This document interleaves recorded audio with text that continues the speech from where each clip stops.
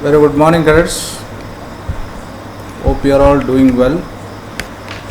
We are in chapter number 6, that is towns, traders, craft and craftspersons.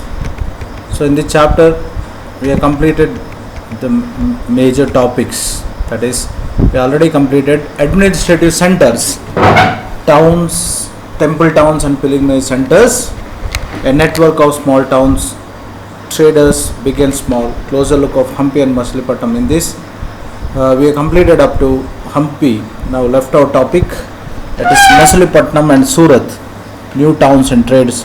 These are the topics left over. So before proceeding with those topic, that is Machilipatnam and Surat, let us go through the other major topics which already covered.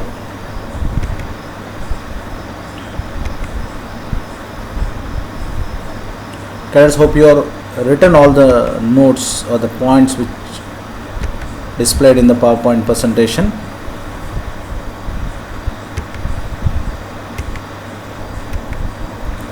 Vidisha in Madhya Pradesh, Kanchipuram,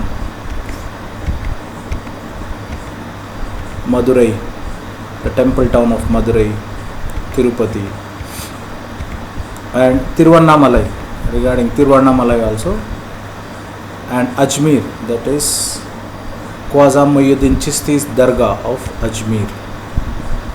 Then we also studied how a network of small towns emerged nearby the major towns, and how markets started growing, and certain products like spices, betel nuts, salt, camphor, horses were sold in the market. This is a painting of a city market scene. How the collection taxes, like today we pay taxes, that is GST. We pay CGST, that is central GST, and SGST, that is state government tax. So those days also taxes were collected on commodities of sugar, jaggery, dyes, thread, cotton, on coconut, salt, coconut, butter, cloth, sesame oil, all those things we studied. And trading communities, certain communities were known as trading communities. Which were those trading communities? They were the Chettiars of Tamil, they are South India, Tamilians, Marwaris, Oswals, and then later Gujarati Baniyas, Muslim Boras.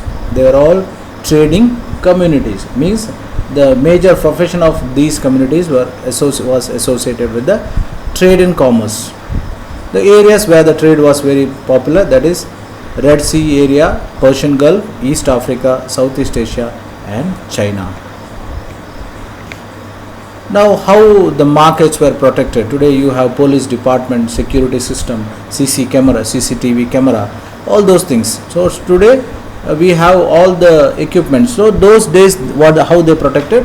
They constructed fortified towns or palaces so that the traders or the market is protected.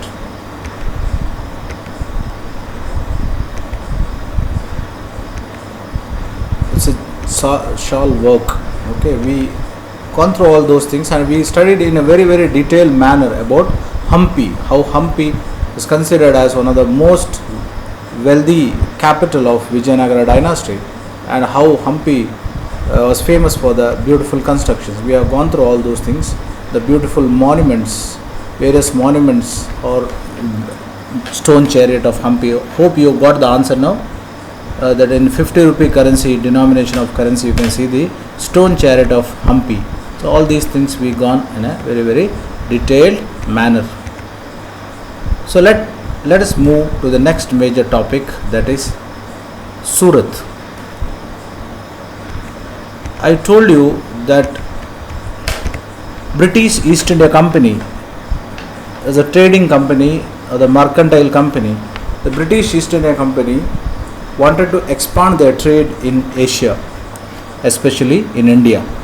So because of that reason, the British East India Company, they targeted mainly Asia by discovering the sea route. Okay, Vasco da Gama, a Portuguese traveler, Vasco da Gama, a Portuguese traveler. This is a route map you see. Vasco da Gama, a Portuguese traveler, travelled downside the Atlantic Ocean, and after travelling downside Atlantic Ocean, he reached the southern tip of Africa, that is Cape of Good Hope, and after reaching Cape of Good Hope, he crossed the Indian Ocean and landed in the place called Calicut. So Calicut or Kozhikode or Calicote, Calicut in Kerala, that is in the year 1498. So a Portuguese traveller named Vasco da Gama. Vasco da Gama discovered sea route to India. So the discovery of sea route is very, very important in the history of India, because the discovery of sea route itself is responsible for opening of Indian market for the European trading companies. You know, Vasco da Gama landed in Calicut, that is in the year 1498. After Vasco da Gama, Alfonso de Albuquerque landed in Goa in 1510. So Portuguese East India Company was the first East India Company to establish their trade in India, that is in the year 1510. After Portuguese, it is the English and Dutch who entered India in 1600. So English East India Company landed in place called Gujarat, that is in Surat in Gujarat.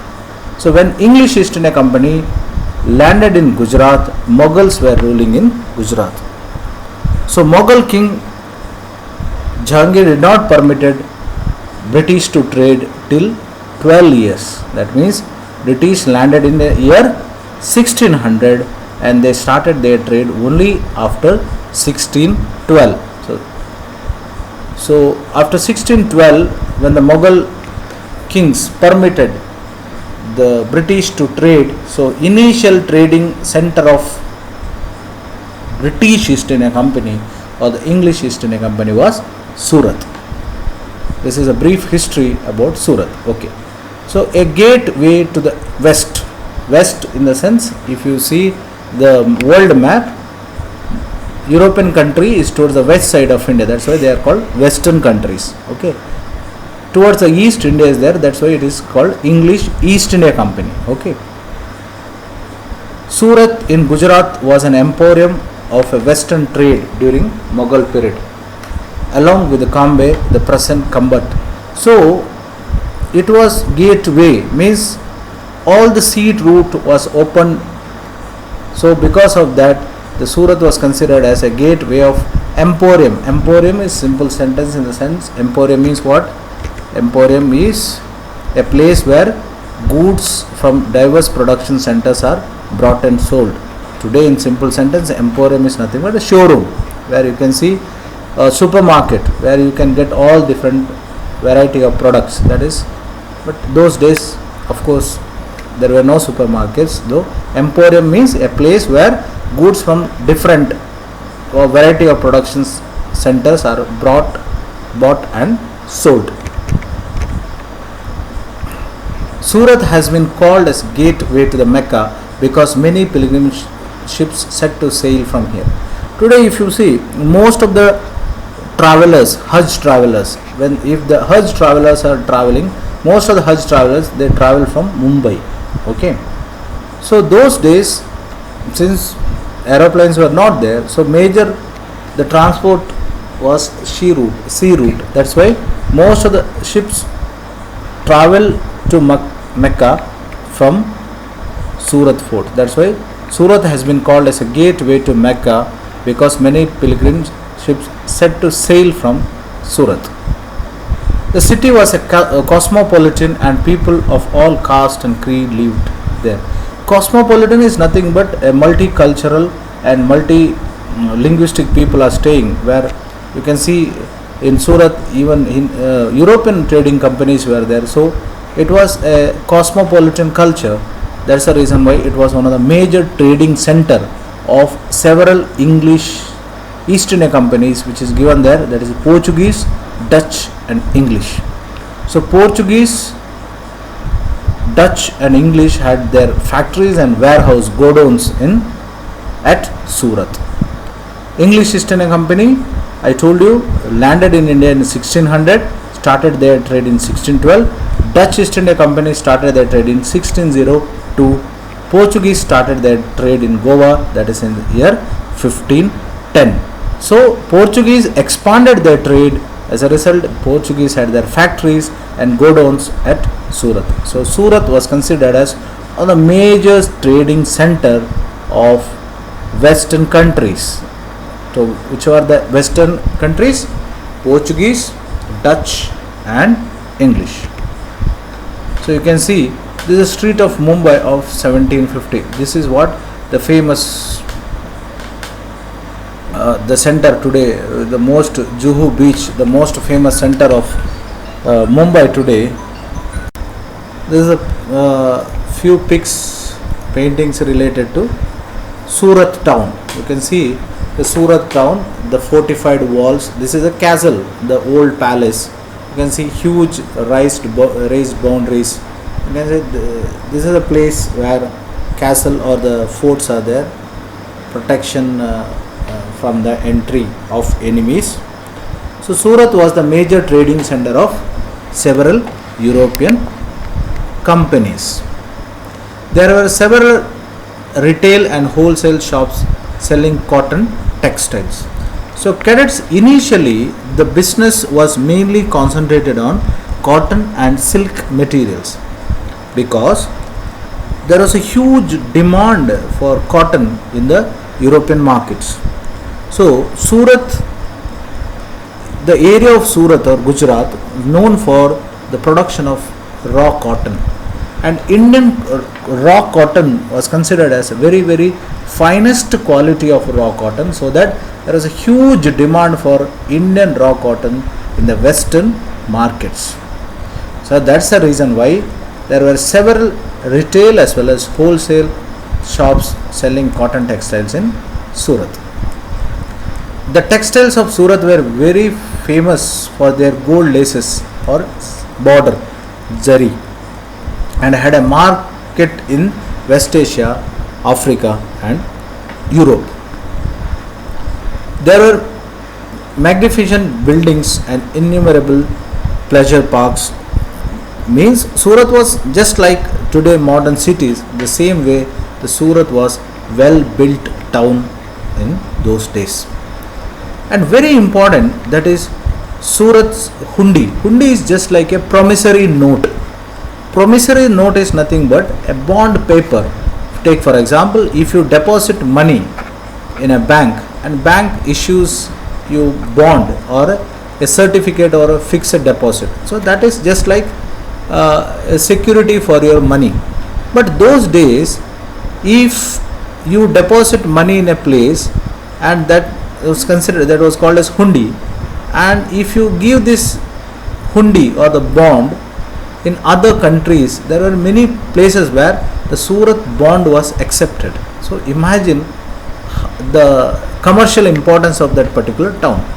Surat hundis were honored in the far off markets in Cairo, Egypt, and Basra in Iraq, and Antwerp in Belgium. So in Belgium, Iraq and Egypt, the Surat's hundis were accepted. That means if someone deposited money in Surat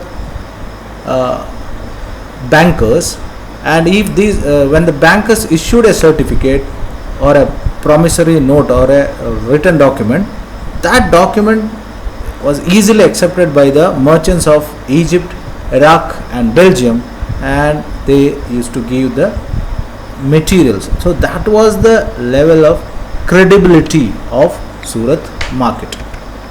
So what is hundi? Hundi is a note recording a deposit made by a person. The amount deposited can be claimed in another place by presenting the record of the deposit. So you understood? So if someone want to deposit money or purchase something in Egypt, there is no need that he has to carry gold coins to all the ways to Egypt. He deposits in some places in Surat get the hundi or the certificate, and if he is shown that certificate, by keeping that certificate, the person can take the materials. Factors responsible for fall of Surat market. Now let us estimate why Surat lost its market in the 17th and 18th century. By the end of 17th century, Surat lost its market value.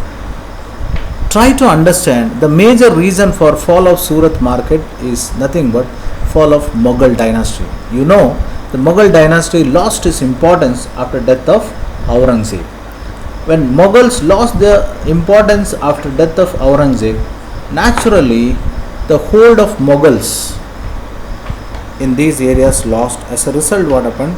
Slowly the Portuguese companies and English companies, they had their own conflicts or the trading problems in the particular place.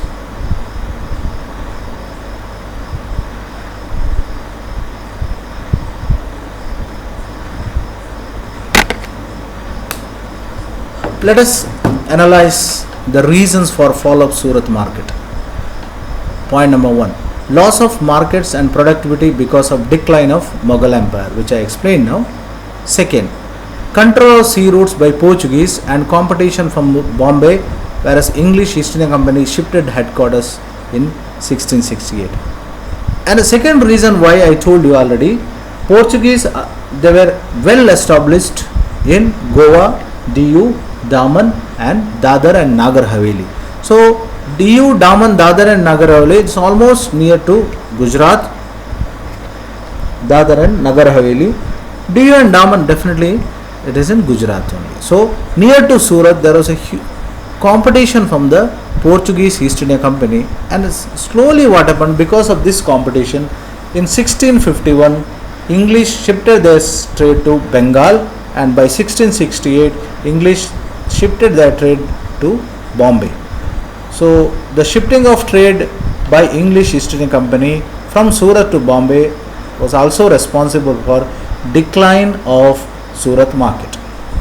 Thus Surat began to decline towards the end of 17th century, and as a result Surat lost its market value as a major trading center. How we studied that Hampi lost its the importance, or the glory of Hampi lost after the battle and of Bahmanis. The same way Surat also lost its importance because of the three reasons which already explained here. So today is also, but in modern days today we cannot deny that Surat is also one of the major trading center. So we studied today about Surat, that is how Surat emerged as a major trading center, and how Surat hundis were very trustworthy in the European market, and what is the reason for downfall of Surat. In the next class I will complete the topic of fishing in troubled water, that is in Masuli Pattanam.